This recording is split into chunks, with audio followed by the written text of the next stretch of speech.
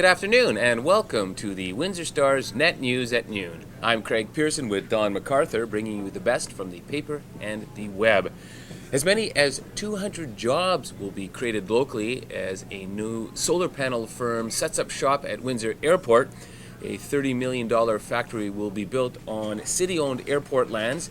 The company will be a collaboration between a Canadian firm and a multinational solar panel company. So check back later because there is a press conference set for 1 p.m. today at the airport. Okay.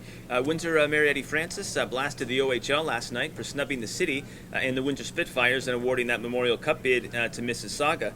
He also took OHL Commissioner David Branch to task for actually forgetting the MVP trophy and not awarding it to Adam Henrique on the ice after we dusted the Colts.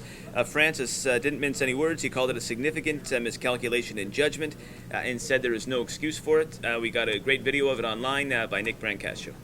Canwest, the publishing company that owns the Windsor Star and dozens of daily and community papers across the country, has been sold for $1.1 billion to a group led by National Post CEO Paul Godfrey.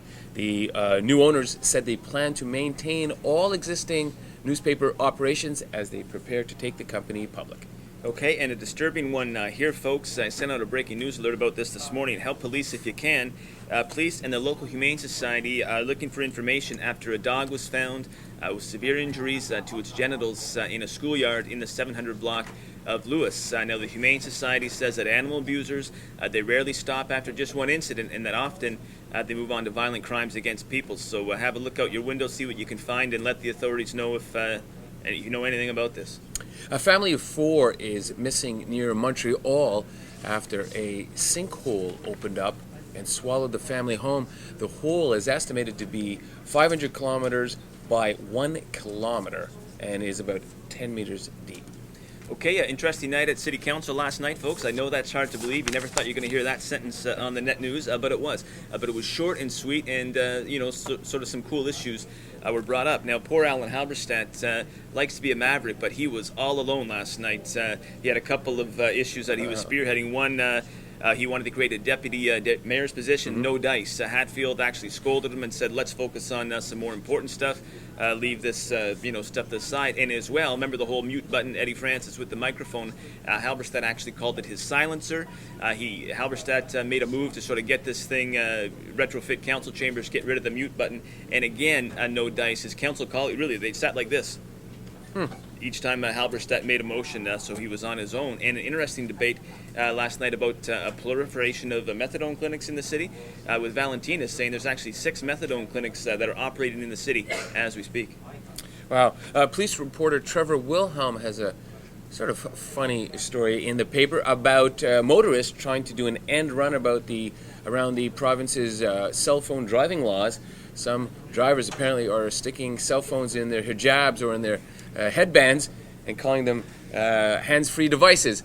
Since February 1st, Windsor Police have handed out 85 tickets for people driving while using handheld devices. Okay, and folks, in sports, man, what a game.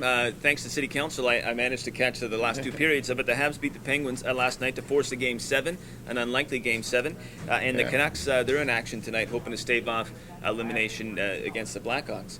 And sort of a kind of a cool one here, the former captain of Team Canada with the juniors, Patrice Cormier, he has been charged criminally for an on-ice hit in junior hockey, Quebec Major Junior Hockey League, that left his opponent convulsing on the ice. So he could actually go to prison for this hockey hit. And sort of an interesting aside to this one, this hit occurred right about the same time that Cassian blasted that guy from the Colts and got that marathon suspension. And people said his suspension was so long because of the brutality of this Cormier hit in the Quebec League. So wow. They seem to be really clamping down on it now. Yeah, head hits are dangerous and all of that. Yeah. So what do you think about the new ownership? Well, I can't say that I know much about it. I'm glad to hear that we're moving forward because we've been under this question mark for quite some time. And I know that Paul Godfrey certainly is a newspaper guy, knows about the business. I'm not sure. It's partly owned, I think, by a U.S. hedge fund. So we'll see how it goes.